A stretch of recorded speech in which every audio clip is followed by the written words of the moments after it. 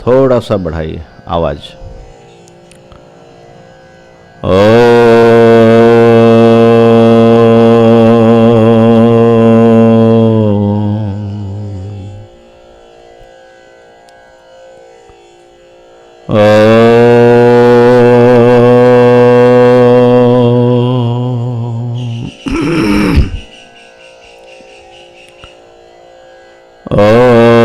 भद्रं नोऽपि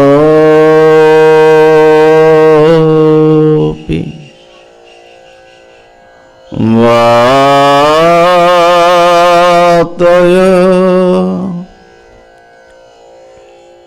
मनः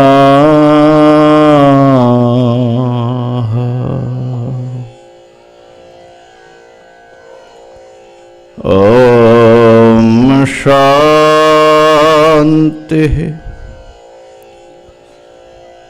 शान्तिः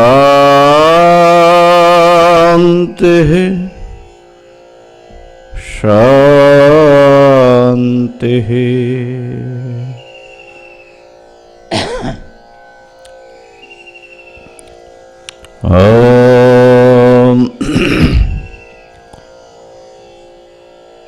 शङ्करं शङ्कराचार्यं केशवं बादरायणं सूत्रभाष्यकृतो वन्दे भगवन्तो पुनः पुनः। ईश्वरो गुरुरात्मेति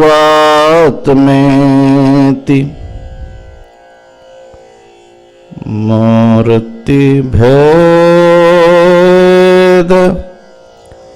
विभागिने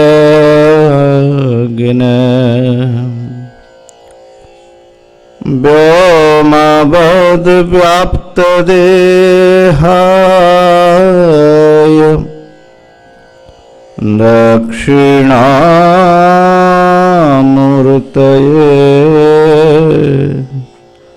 नमः।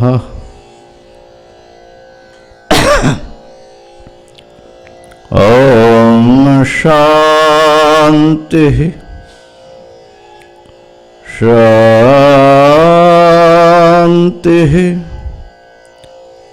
शान्तिः।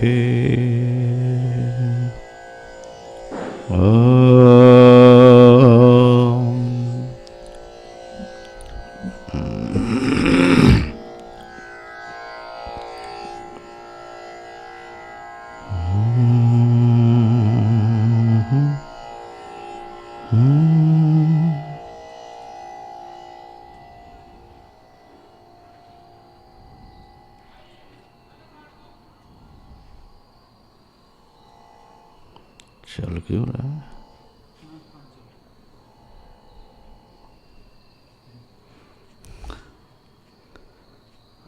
अच्छा चलो अब साइलेंट करता हूँ।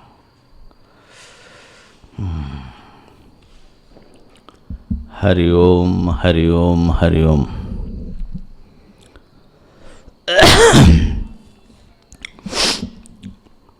कारण शरीर का वर्णन चल रहा है। विवेक चूड़ामणि का 122वां श्लोक है। प्रसंग ये चल रहा है कि हमारे 3 शरीर हैं। स्थूल शरीर जिसको हम सब लोग जानते हैं,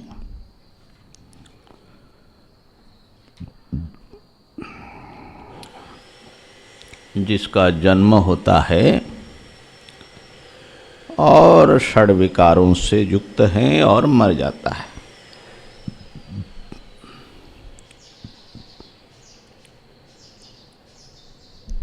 सूक्ष्म शरीर हैं जो हमारे प्राण, इंद्रियां, अंतःकरण ये सब मिल करके बनाते हैं। और यहाँ पर अविद्या काम कर्म को भी रख करके पूरी अष्टक के रूप में बताया।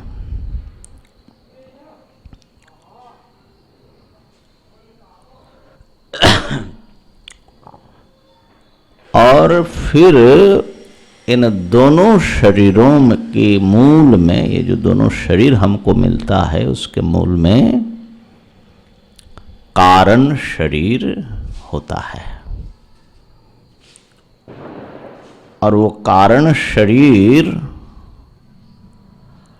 अव्यक्त होता है, त्रिगुणात्मक होता है। ज्ञान से उसका नाश हो जाता है, माने अविद्या है। कार्य से उसका अनुमान किया जाता है कि ऐसा एक शरीर है। उसी को माया भी कहा जाता है, भगवान की शक्ति भी कही जाती है। तो इस प्रकार से अव्यक्त नाम के एक तत्व को स्वीकार करना पड़ता है। क्यों? क्योंकि ये जो जगत आप देख रहे हैं, जिसमें हम, आप और सारे दृश्य पदार्थ हैं, ये व्यक्त हैं, भिन्न भिन्न है। इंद्रियों से हम इसको ग्रहण कर सकते हैं। ज्ञान होता है कि मैं यहाँ हूँ, आप वहाँ है, और आपका ज्ञान, मेरा ज्ञान मुझे हो रहा है। तो सारा जगत जो है मुझसे भिन्न प्रतीत हो रहा है। प्रत्येक वस्तु एक दूसरे से भिन्न प्रतीत हो रहा है। ये व्यक्त अवस्था है। लेकिन जो भी व्यक्त होता है वो उत्पन्न वस्तु है, उसकी उत्पत्ति हुई। तो उत्पत्ति से पूर्व की क्या स्थिति रही होगी?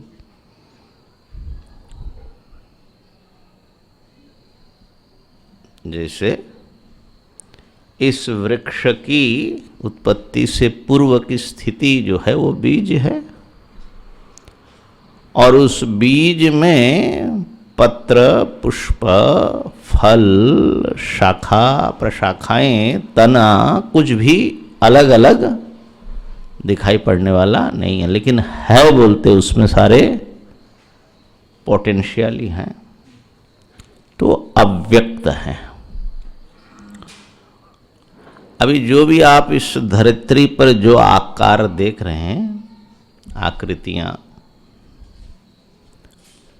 ये सब इसी धरित्री के ही मटेरियल से बना है।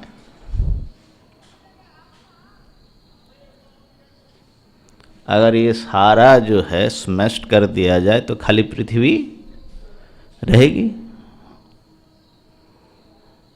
तो हम, आप, ये सब अलग अलग दिखेगा नहीं। पहाड़, पर्वत, नदियाँ, पेड़ पौधा, ये कुछ भी अलग, इसको अच्छी तरह स्मैश्ड कर दिया जाएगा तो धरित्री एक प्रकार से अव्यक्त माने अविभक्त एक अवस्था को प्राप्त हो जाएगी।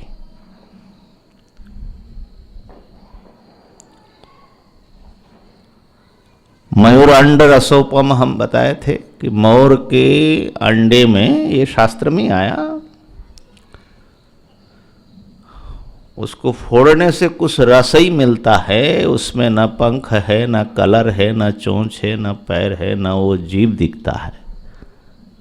लेकिन वही एक रस पदार्थ ही धीरे धीरे इवॉल्व होता है, विकसित होता है और जीता जागता एक मोर।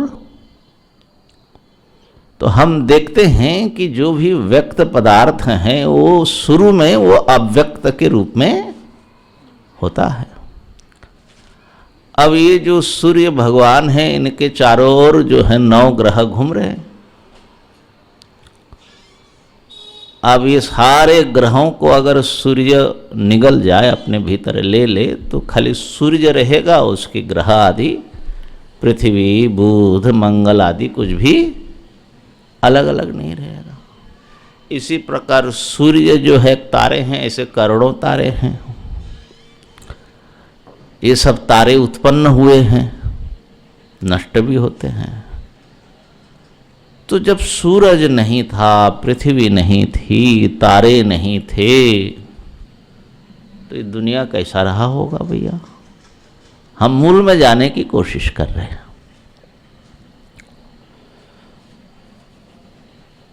तो ये सारे संपिंडित हो करके, अब सूर्य क्या है? प्रकाश पुंज ही है, और वो प्रकाश भी जलना शुरू किया। अगर प्रकाश न हो तो गैसेस हैं बोलते हैं, खाली माने वायु का एक प्रकार समझ लो। जब जलना शुरू किया तब उसमें प्रकाश आया।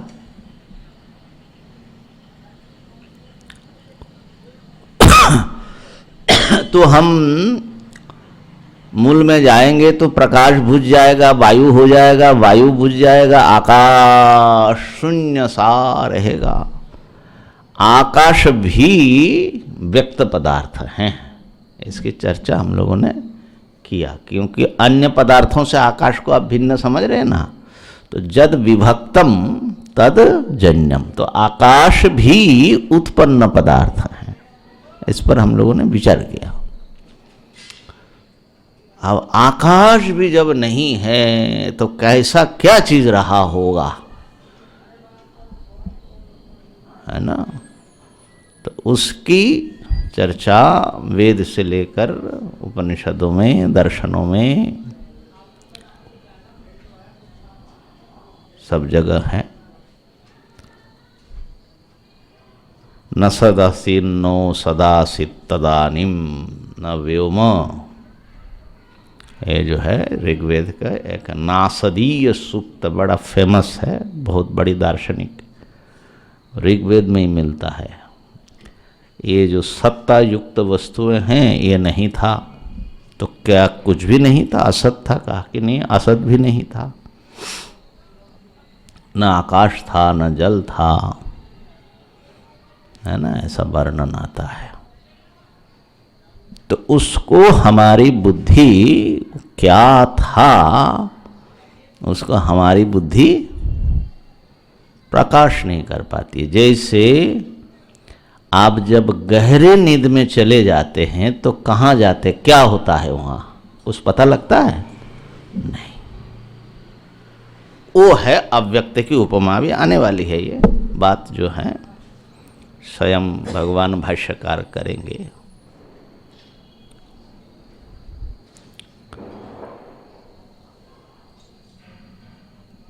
क्या था सृष्टि के पहले, ये किसने जाना?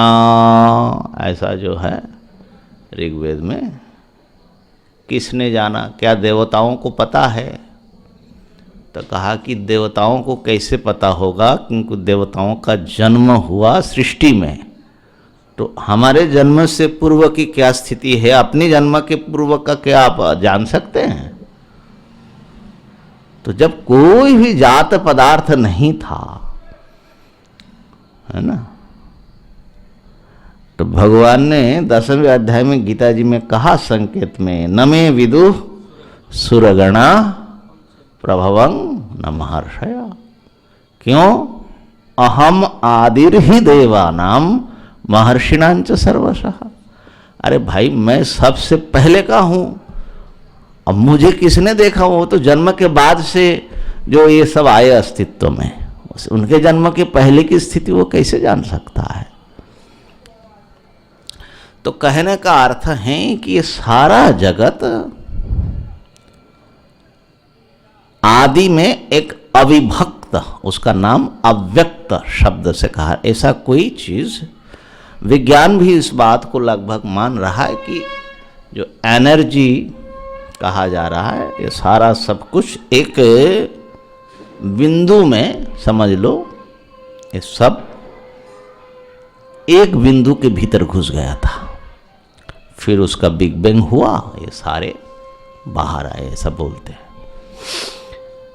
तो कहने का अर्थ है कि जैसे वृक्ष एक बीज से निकलता है, जैसे ये शरीर भी एक भ्रूणात्मक बीज से निकलता है, जैसे मोर अंडे से निकलता है, तो ये जो पूरा विश्व चराचर है ये भी एक ऐसे ही बीजात्मक वस्तु से निकला। उसका नाम अव्यक्त शब्द से यहां पर कहा गया।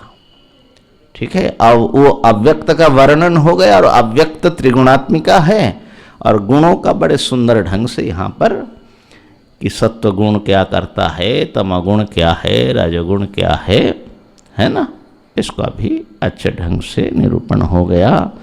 अब कह रहे कि यही जो है कारण शरीर है। अभी तक ग्रंथकार ने कारण शरीर शब्द प्रयोग नहीं किया। अब 122वां श्लोक देखिए। अव्यक्तमेत त्रिगुणैर्निरुक्तम्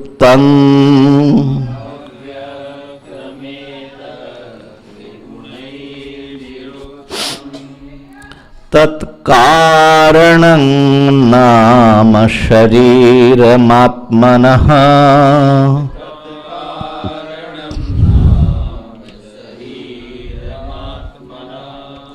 सुषुप्तिरेतस्य विभक्त्यवस्था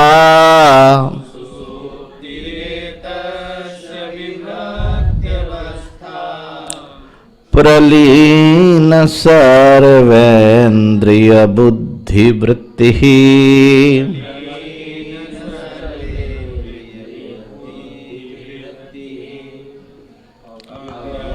ये ले लो बाबा।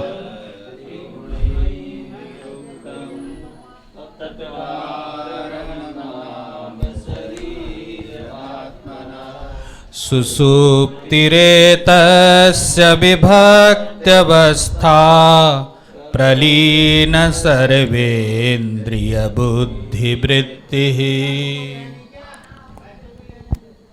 एतत् अव्यक्तम, ये जो अव्यक्त हैं भगवान की शक्ति कह लो, माया कह लो, ये तीन गुणों से उसका एक कथन हुआ, निरुक्तम। अभी जो हमने तीन गुणों का वर्णन किया उससे ये त्रिगुणात्मक है। वो अव्यक्त कैसा है? वो अव्यक्त सत्व रज तम, ये त्रिगुणात्मक है। ये क्या चीज है? तो अव्यक्त को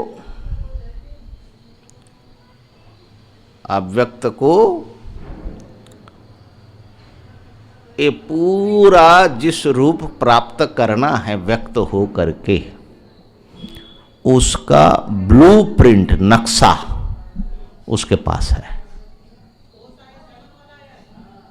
इसको इंफॉर्मेशन कह लीजिए, है ना। जैसे विज्ञान के हिसाब से हमारे सेल में, डीएनए में पूरा ब्लूप्रिंट होता है कि शरीर कैसा पैदा होगा। जैसे बीज में जिसका बीज होगा वही वृक्ष, वही पौधा आएगा, उसका ब्लूप्रिंट होता है। माने उस बीज को पता है कि उसको क्या होना है। इसी प्रकार इस अव्यक्त को क्या रूप लेना है और कैसे काम करना है, सारा उसको ज्ञान है। उसका नाम सत्वगुण है। ज्ञान के बिना कोई भी कार्य संभव नहीं है। देखिए, एक घड़ा बना, घट किससे बना? मिट्टी से बना। लेकिन मिट्टी क्या अपने आप घड़ा बन गया? कुम्हार ने बनाया। तो कुम्हार की जरूरत क्या है, क्यों है? कुम्हार दो चीज सप्लाई करता है।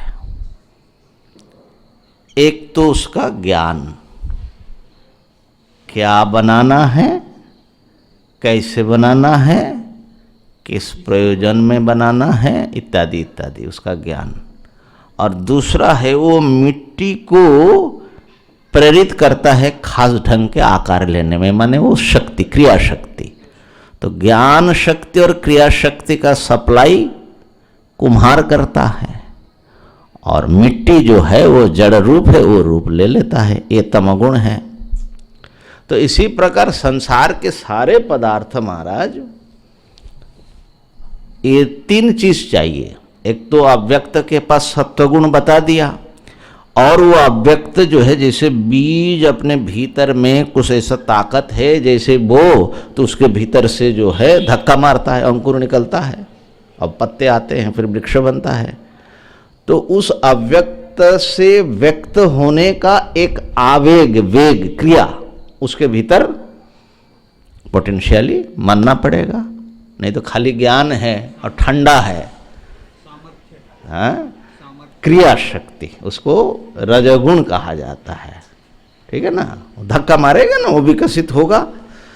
कोई भी पदार्थ संसार में चुपचाप नहीं है, भले ही आपको स्थिर दिखता, निरंतर उसके भीतर से परिणाम हो रहा है, गति हो रही है।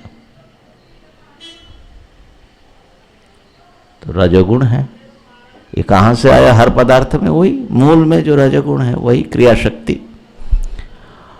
और तमोगुण जो है वो आवरक है, गुरु है, माने भारी हैं, और वस्तु के रूप में आता है, जड़ रूप में आ जाता है, मैटर समझ लो, ठीक है। तो इसलिए मूल जो अव्यक्त है वो त्रिगुणात्मक है। इसका कथन तीन गुणों के स्वरूप के द्वारा हमने कह दिया, और तीन गुणों का हमारे अपने वैयक्तिक जीवन में शरीर मन पर कैसा प्रभाव पड़ता है वो भी, ये तो कॉस्मिक माने एस्पेक्ट है, पूरे संसार के लिए बताया। और अपने वैयक्तिक जीवन में जैसे प्रमाद, मोहन, निद्रा, आलस्य आदि तमगुण का है, और विक्षेप, दुख, काम, क्रोध, लोभ आदि रजोगुण का है, और मिश्र सत्व का जो है दैवी संपत्ति आदि, अहिंसा आदि हैं, और शुद्ध सत्व का जो है स्वात्मानुभूति, परम प्रशांति आदि हैं। ये वर्णन हुआ। तो ये जो तीन गुणों से निरुक्त ये है अव्यक्त, तत् आत्मनः कारणम शरीरम नाम, वो आत्मा का कारण शरीर है, वो कारण शरीर है, यह है कारण शरीर। माने स्थूल और सूक्ष्म का कारण वैयक्तिक रूप से, और समष्टि रूप से भी स्थूल समष्टि और सूक्ष्म समष्टि का वो कारण है। ये तीन गुण रूप जो अव्यक्त हैं वही समझ लो एनर्जी है, ये सारे दुनिया को निरंतर रूप दे रहे हैं और चला रहे हैं, है ना।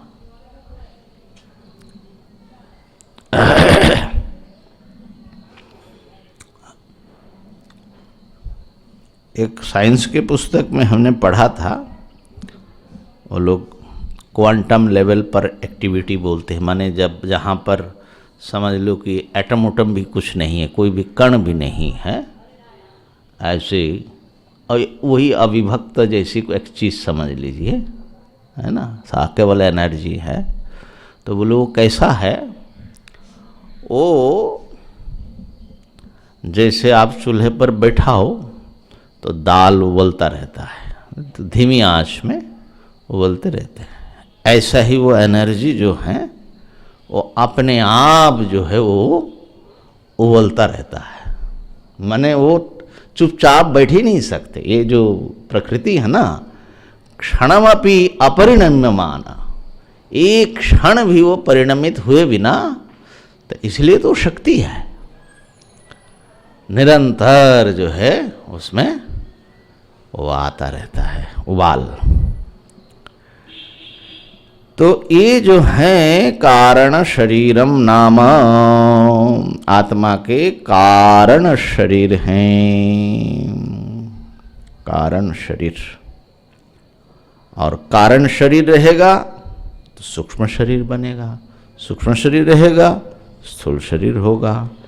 और फिर इन शरीरों के धर्म के साथ, इनके शरीरों के साथ आत्मा अपने आप को एक समझा जाएगा आत्मा को, और सारे इनके विकारों को आत्मा अपने पर आरोपित करके दुखी होता है ना, अविद्या के कारण। तो तत्कारणम नाम शरीरम आत्मन, आत्मा दुखी होता है, ये माने एक सामान्य स्टेटमेंट है, क्योंकि वास्तविक स्थिति है पारमार्थिक रूप पे कि आत्मा में सुख दुख आदि वो तो निर्विकार स्थिति है। लेकिन ये जो तथाकथित आत्मा माने व्यक्ति सत्ता है, इसकी बात मैंने कहा। अच्छा, अब जो एक इम्पॉर्टेंट चीज है वो कह रहे हैं कि कारण शरीर का अनुभव हम लोगों को होता है कि नहीं होता है, अपने अपने कारण शरीर का अनुभव। कहा कि हाँ होता है। सुषुप्ति ही एतस्य विभक्ति अवस्था, इस कारण शरीर का विशेष अवस्था जहां पर कारण शरीर का खाली अनुभव होता है, स्थूल सूक्ष्म का अनुभव नहीं होता है, वो है सुषुप्ति। देखिए, कारण शरीर तो सदा विद्यमान है, स्थूल शरीर है, इसका मतलब इसके भीतर सूक्ष्म शरीर के बिना स्थूल शरीर आएगा ही नहीं, और स्थूल सूक्ष्म कारण के बिना सूक्ष्म होगा ही नहीं। तो इस समय हम लोगों को तीनों शरीर की एक्टिविटी चालू है, लेकिन जागृत में स्थूल शरीर की विभक्त अवस्था है। विभक्ति माने विशेष, जो अलग करके, यहाँ स्थूल की प्रधानता है, जो स्थूल का अनुभव हो रहा है। स्वप्न में जाते हैं तो स्थूल का अनुभव नहीं होता, तो वहाँ जो अनुभव होता है वो सूक्ष्म शरीर का विशेष अनुभव। अभी भी सूक्ष्म शरीर का अनुभव है, लेकिन हम लोग स्थूल और सूक्ष्म का विवेक नहीं कर पाते हैं, एकाकार होकर के प्रतीत हो रहा है। और सुषुप्ति में स्थूल का भी अभिमान नहीं रहता, अनुभव नहीं रहता, सूक्ष्म का भी अनुभव नहीं रहता। नेट की समस्या है? अच्छा, तो लेकिन वहां पर जो सुषुप्ति में जो अनुभव है, आप समझ लीजिए कि वो केवल कारण शरीर की अनुभूति है। तो कारण शरीर स्थूल सूक्ष्म से अलग करके अगर आपको समझना है तो आपको कहाँ जाना पड़ेगा? सुषुप्ति में जाना पड़ेगा, उसका एक्सपीरियंस करना। समझना तो यहाँ पर पड़ेगा, लेकिन एक्सपीरियंस जो है, अनुभूति, वो सुषुप्ति में होती है। वो कैसा है? कहा कि प्रलीन, माने सुषुप्ति का ही एक प्रकार से डेफिनेशन दे रहे हैं, प्रलीन सर्वेंद्रिय बुद्धिवृत्ति।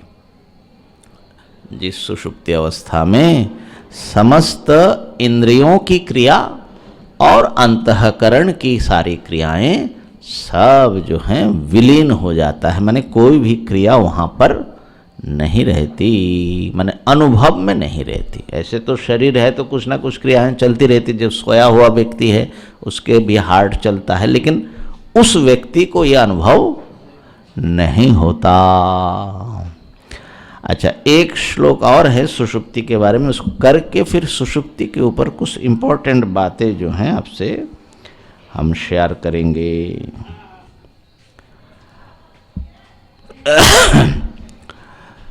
सर्व प्रकार प्रमिति प्रशांति, सर्व प्रकार प्रमिति प्रशांति। प्रशांतिर एक रेफ है, हाँ। सर्व प्रकार प्रमिति प्रशांतिर, सर्व प्रकार प्रमिति प्रशांतिर। बीजात्मनावस्थितो स्थितिरेव बुद्धेः बीजात्मनावस्थितिरेव बुद्धे सुषुप्तिरेतस्य किल प्रतीतिः सुषुप्तिरेतस्य किल प्रतीति किंचिन्न वेद्मीति जगत्।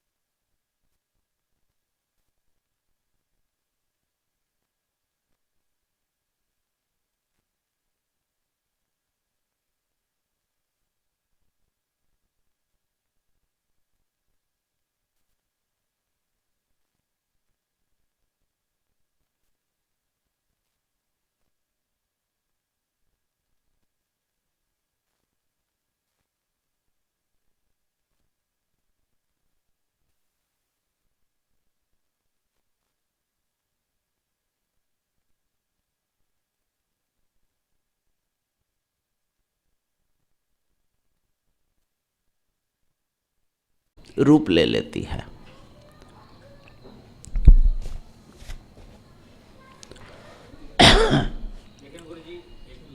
हाँ, सपने में जिससे बताएं चेतना सब रूप ले लेती है, लेकिन कई बार वही स्वप्न जब सत्य प्रतीत होता है तो उसका हाँ, तो वो विषय अलग है। वो विषय जो है सपना नहीं, ठीक है। उसके प्रति तो क्यूरियोसिटी सबकी होती है, लेकिन जो असली चीज़ है वो सुनिए और उस पर मन को कि क्या है सपना, और सत्य होता है झूठ होता है, वो एक अलग विषय है, वो तो अलग है। वो है क्या है सपना, उसका माने जो सूचना देने वाली चीज़ होती है ना, तो वो एक अलग शास्त्र है। लेकिन हम स्वप्न विज्ञान की बात नहीं, कोई बात नहीं मदन मोहन जी, हम प्रश्न करने का, हाँ सूचक होते हैं स्वप्न, और स्वप्न से सूचनाएं मिल सकती है, मिलती हैं बहुत बार। अपने भीतर की सूचनाएं और गहरी मिलती है कि कौन सी वासना, कौन सा भय, तो वो एक अलग चीज़ है। लेकिन हम अभी जो है इस विषय पर चिंतन कर रहे हैं कि जो कुछ देखा, वो देखा कैसे, क्या देखा, देखने का फल क्या है वो नहीं। वो चीज़ें जो माने बाहर वस्तु है वो देख रहे, वो तो समझ में आता है, लेकिन इतने ही स्पष्टता के साथ स्वप्न में जब व्यक्ति मान लो कोई कुत्ता उसको दौड़ा रहा है, तो थोड़ा ही समझ रहा है कि वो सपना है। वो तो उतना ही जैसे जागृत में कोई कुत्ता या बंदर पीछे पड़े तो जैसे भागते हैं वैसे ही भागता है। तो ये क्या चीज है जो उसको डरा रहा है और वो डर रहा है, ये दोनों है क्या?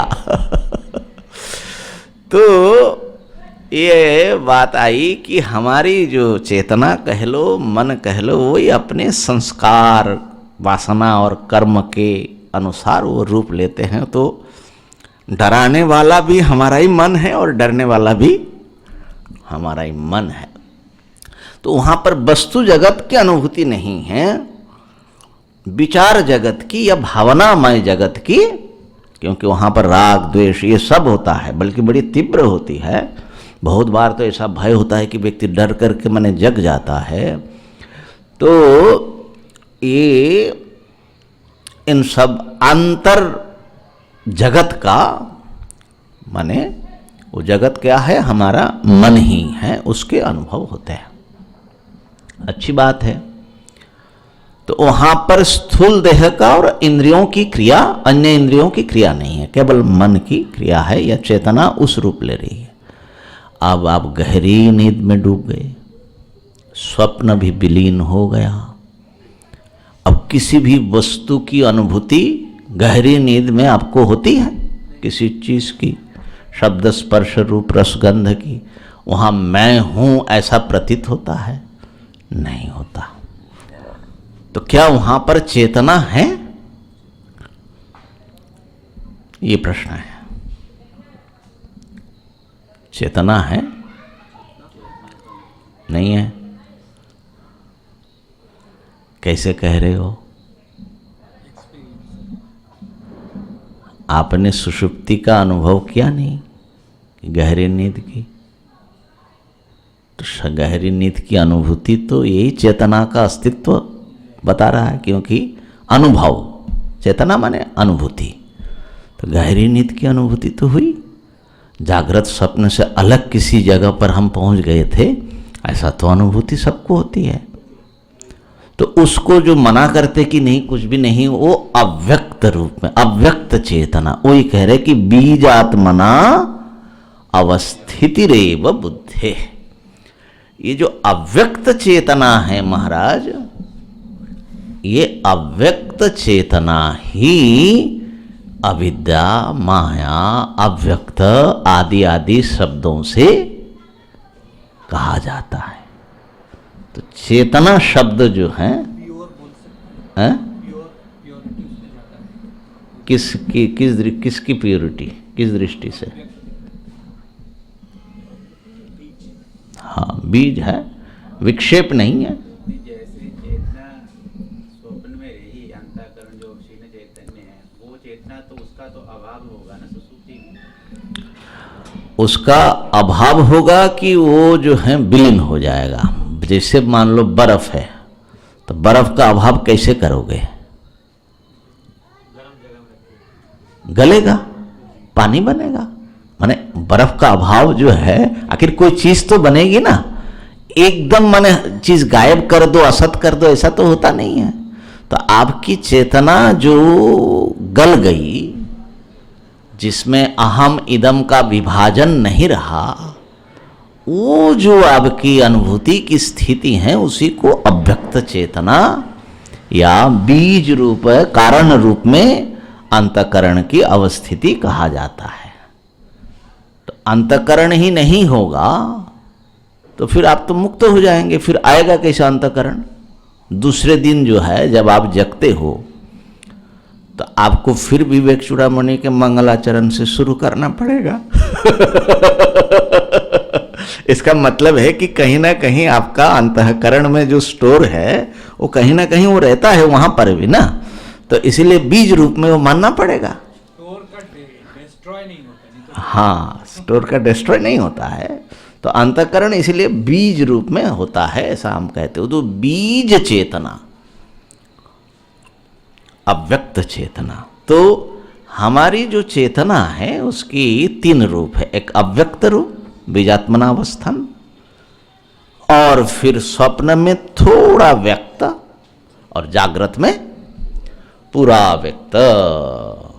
इस दृश्य में कह रहा था वो प्योर है, ये दोनों स्टेट प्योर शुद्ध। प्योर शब्द थोड़ा, और थोड़ा क्लियर। प्योर शब्द किस अर्थ में कह रहे हैं आप? प्योर तो लगता नहीं, बल्कि वहां तो सारा तमगुण ही तमगुण है।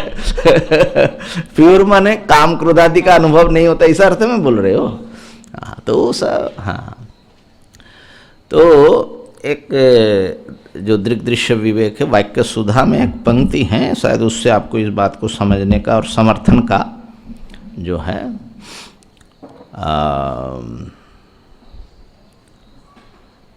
अहंकार लये सुप्तौ भवे देहोप्यचेतना। ये जो शरीर है इसमें चेतन मालूम पड़ रहा है हम लोगों को, माने यही मैं और सब मालूम पड़ रहा है। लेकिन जब अहंकार का लय हो जाता है तो कहाँ लय होता है? सुषुप्ति अवस्था। तो उस समय ये देह भी अचेतन पड़ा रहता है, इसकी कोई भान नहीं होती है ना। अहंकार लय माने कैसा है? अग्नि, अगर अग्नि में लोहा डाल दिया तो भीतर अग्नि घुस करके तपा करके लोहा भी लाल आग जैसा दिखेगा, है ना। तो वो मालूम पड़ता आग का टुकड़ा। तो ये आपका शरीर है लोहा, और आप जो हैं माने चेतना, वो है आग। अहंकार। अब अहंकार इस समय शरीर के कोश कोश में घुसा हुआ है, घुस करके ऐसा लग रहा है कि ये हाथ भी चेतन है, मस्तिष्क भी चेतन है, पैर माने ये सब मैं ही मैं हूं।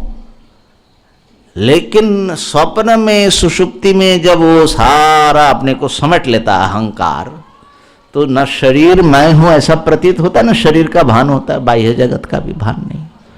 तो उसका मूल कारण क्या है? शरीर में कोई गड़बड़ी हुई क्या?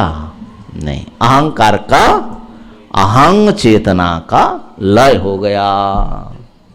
अहंकार लये सुप्तो भवेद देहोपचेतना, ठीक है। और अहंकार विकासार्ध स्वप्न, अहंकार का अर्ध विकसित दशा का नाम है स्वप्न।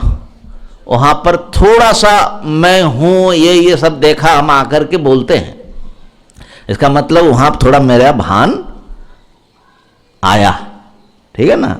अहम इदम का कुछ भान है वहां पर, लेकिन वहां पर भी बाह्य जगत का और शरीर का भान, स्थूल शरीर का भान नहीं है। तो अहंकार विकासार्ध स्वप्न, और सर्वस्तु अहंकार का संपूर्ण विकास जागरः। एक अवस्था त्रय का डेफिनेशन उन्होंने ऐसे दिया, कितना अच्छा है देखिए। जहां अहंकार लय हो जाए वो सुषुप्ति, जहां अहंकार अर्ध विकसित अवस्था में हो वो स्वप्न, और जहां अहंकार पूर्ण विकसित होकर के आंखों से देख रहा है, कान से सुन रहा है, मस्तिष्क से सोच रहा है, हाथ से पकड़ रहा है, माने सारे इंद्रियों से वो जो है एक्टिविटी कर रहे, तो वो अहंकार के संपूर्ण विकसित, अहंकार माने अहम चेतना का, तो वो जो है जागृत है, ठीक है ना। तो चेतना शब्द से इसको अगर समझेंगे तो बहुत बड़ा फायदा होगा कि ऐसा नहीं तो क्या मालूम पड़ता है जब कारण शरीर की बात आती है, बोले अज्ञानम, अज्ञान जो है वो कारण शरीर है। तो ऐसा मालूम पड़ती है कि अज्ञान जो है कोई फॉरेन बॉडी है, माने हमारे से कोई अलग किसी चीज की अज्ञान, अविद्या, माया, जैसे कोई माने अजूबे की बात कर रहे हैं। अरे भाई आपकी बात हो रही है, आपकी ही बीजावस्था, हम चेतना की बीजावस्था का नाम है ये अविद्या, माया, कारण शरीर, अव्यक्त आदि आदि, ठीक हो गया ना। तो इसलिए ये चेतना शब्द हमको बहुत प्रिय लगता है। इससे जो है चीज को माने ही तो अंतःकरण बिल्कुल अलग रह जाता है और अज्ञान जो है अलग हो जाता है ना सुषुप्ति में।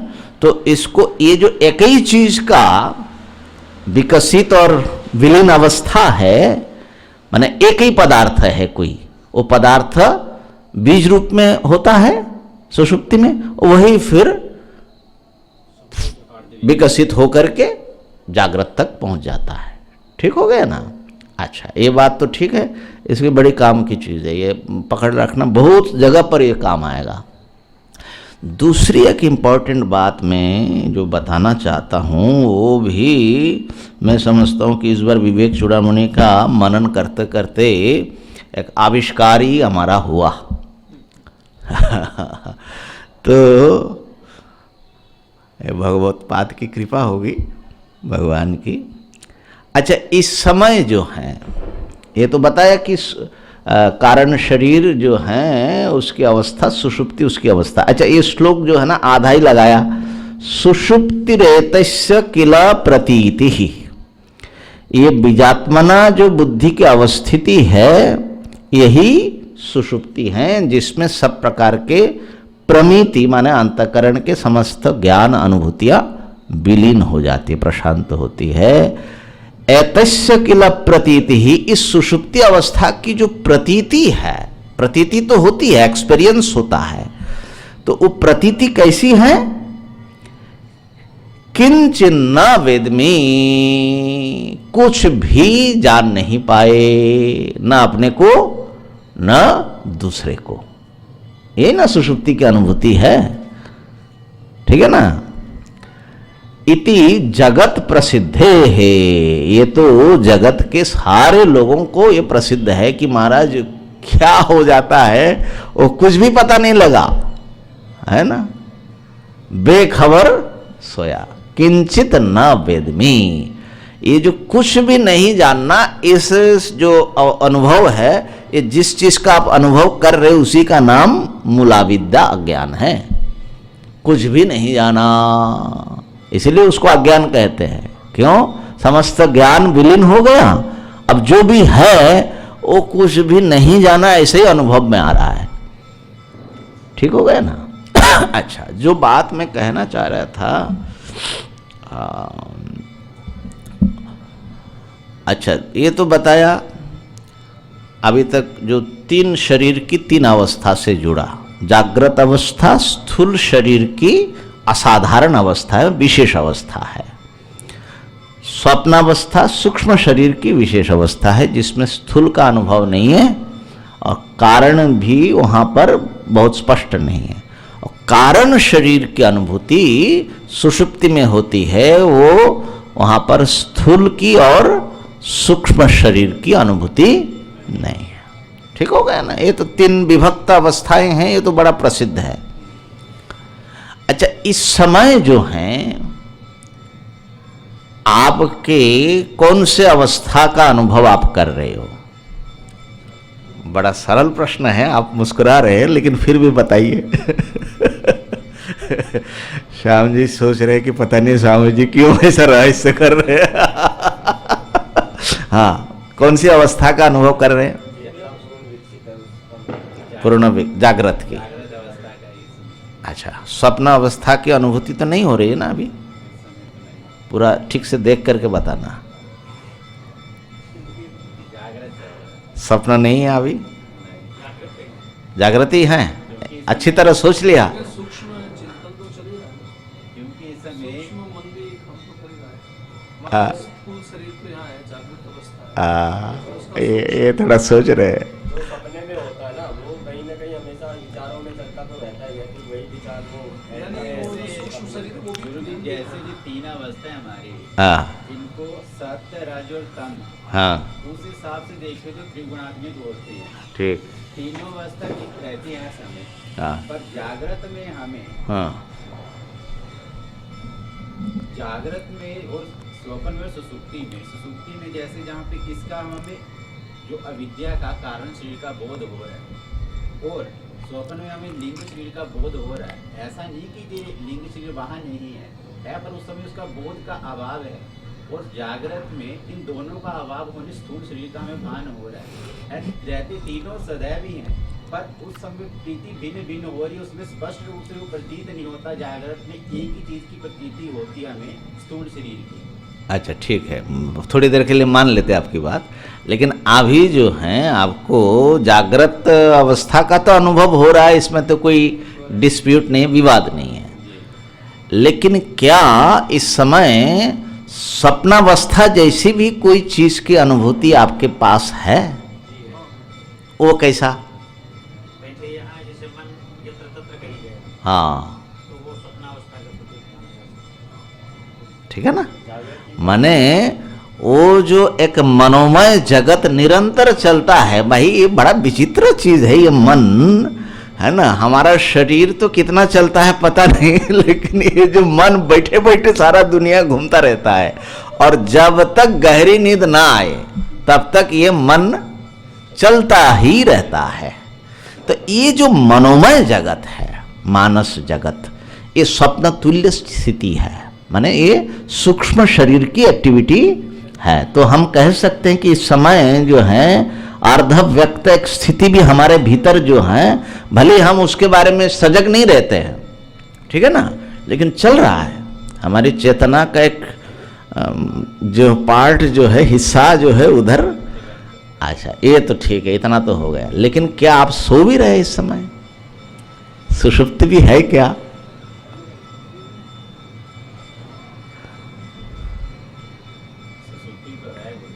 कैसे? कारण शरीर तो है, तभी तो लिंग शरीर है। नहीं, ये तो आप युक्ति से बोल रहे हैं, अनुभव से, अनुभव की बात बताइए, एक्सपीरियंस। वो तो आप अनुमान कर रहे हैं कि हाँ कारण शरीर भी होगा। सुषुप्ति की अनुभूति किसी न किसी रूप में अभी है कि नहीं? आनंद रूप में है, आनंद रूप में भी है। जहाँ पे आनंद रूप में देखा जाए तो बोध हमें जागृत अवस्था में हो रहा है। वो भी होता है कई बार जब एकांत में बैठे रहते हैं ना, जैसे कहीं सामने देख रहे हैं तो वो दृश्य भी मतलब रहता नहीं और कुछ विचार नहीं है, बस बैठे हैं कुछ समय के लिए मतलब। अच्छा, कुछ समय के लिए नहीं, अभी की बात पूछ रहा हूँ, इस समय है कि नहीं? हमारी दृष्टि से अभी सुसुप्ति अवस्था नहीं है। नहीं है, ठीक। और भास्करानंद जी, आप सो रहे हैं कि नहीं सो रहे हैं? अभी बैठे बैठे बैठे बैठे ऐसा आलस्य आता है। आलस्य आता है ना, लेकिन अभी जो है, जिस समय आलस्य नहीं है उस समय सो रहे कि नहीं? हाँ, तो देखिए इस समय भी सुषुप्ति है। कैसे हैं? जैसे अवधेश जी ने संकेत किया, अज्ञान, गहरा अज्ञान। हम अपने को भी ठीक से नहीं जानते, दुनिया को भी नहीं जानते। कितना जानते किसी चीज को? इस शरीर को कितना जान रहे हैं? शरीर के कितने हिस्से को जान रहे हैं? बाकी हिस्सा कैसा है? अज्ञात पड़ा हुआ है। समझ रहे बात को? अज्ञात है कि नहीं? हाँ, हमारे जो ज्ञान की रोशनी कितने दूर तक जा रहा है, उसके बाद क्या है? अंधेरा, अज्ञात है कि नहीं? तो ये जो अज्ञात स्थिति है, हर वस्तु में कुछ ज्ञात और बहुत बड़ा हिस्सा अज्ञान में पड़ा हुआ, ढका हुआ है। तो देखोगे एक बड़ी गहरी जो है, हमारे गहराई में झांकेंगे तो वहां बहुत घना अज्ञान का हिस्सा पड़ा हुआ है। वो कैसा है? अंधेरे में, घना अंधेरा है, उसमें अगर एक दिया जला लो तो दिए का प्रकाश कितना दूर जाएगा, है ना? एक तो स्पष्ट क्षेत्र होगा जितने वस्तु दिखेगा, और फिर थोड़ा सा ना अस्पष्ट होगा, और उसके बाहर एकदम घना अंधेरा। तो बड़ा क्या है, प्रकाश की अंधेरा? अंधेरा बड़ा है। यहां तक कि सूर्य भगवान भी जो प्रकाश करता है ना, उसकी सीमा से बाहर क्या है? कितना बड़ा है वो? करोड़ों सूर्य के समान। तो इसी प्रकार जो है, हमारी जो चेतना का दिया जल रहा है, वो हमारे अव्यक्त अंधकार चेतना का एक हिस्सा जो है, मान लो आलोकित हुआ। बात पकड़ में आ रही है? जैसे मान लो कि बहुत बड़ा जो है समुद्र जैसा कोई तालाब हो, और उसमें शांत है, और उसमें बीच में एक भंवर चल रहा है। तो भंवर वाला जो हिस्सा है वो है चेतना, और वो जिस पर हुआ, और उसका बड़ा हिस्सा जो है कितना अनादि अनंत फैला हुआ। तो इस समय जो है तीनों शरीर हमारे साथ है जागृत में। हाँ, हमारा फोकस जो है, जैसे दिया जले तो हम दिए से वस्तु देखने लगते, लेकिन अंधकार की ओर ध्यान नहीं देते। तो कितना घना अंधेरा हमारे भीतर बैठा हुआ है, उसको जरा देखिए और अनुभव करिए। बड़ी काम की चीज है महाराज, है ना? तो एक साथ में असल में जागृत, स्वप्न और सुषुप्ति, तीनों अवस्था एक साथ में चल रही है। और ये जो है बाबा जी, ओंकार का 3 मात्रा है, उमा और अमात्र तो अधिष्ठान चैतन्य है। तो कल इसके ऊपर जो है आप लोग भी चिंतन कर लो, क्योंकि एकदम न्यू आइडिया हो गई है।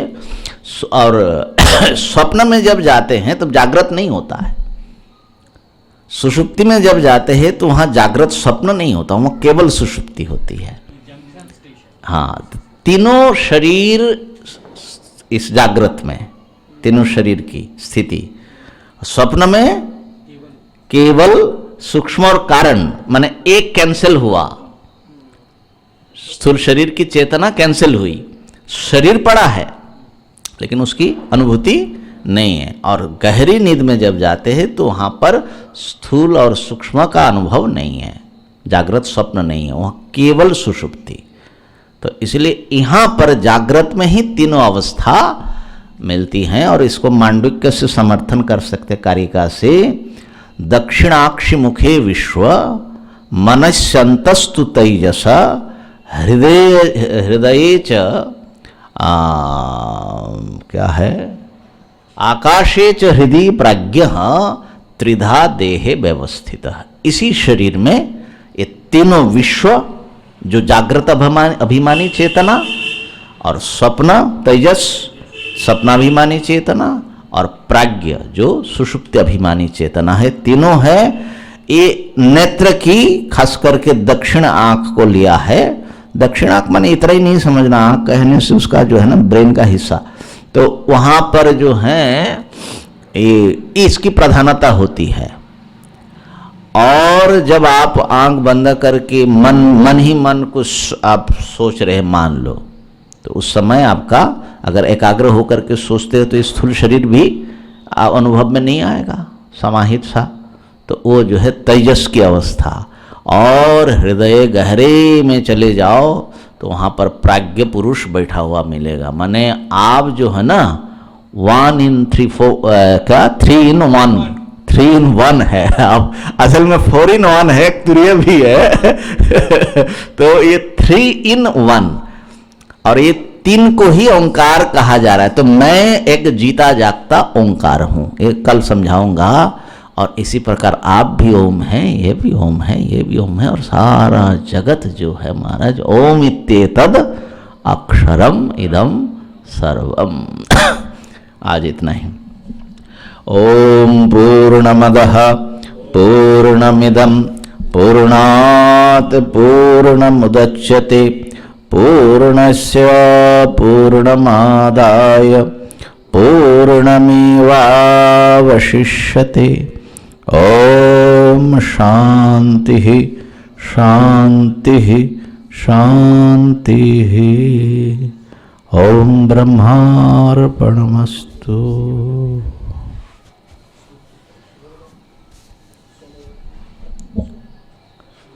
सो हम